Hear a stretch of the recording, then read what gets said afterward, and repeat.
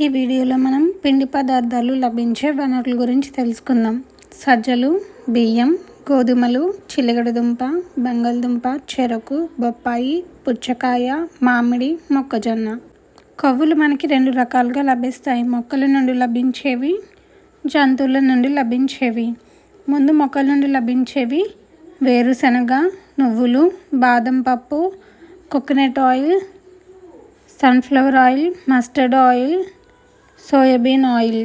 Next జంతువుల నుండి లభించేవి చేపలు, మాంసం, గుడ్లు, వెన్న, పాలు, నెయ్యి, క్రీమ్.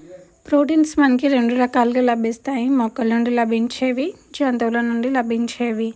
మొక్కల నుంచి మనకి బఠానీ, శనగలు, పెసలు, కందిపప్పు, చిక్కుడు, సోయా చిక్కుడు, వీటి నుంచి మనకి ప్రోటీన్స్ లభిస్తాయి. పన్నీర్, చేపలు, మాంసం, పాలు, గుడ్లు.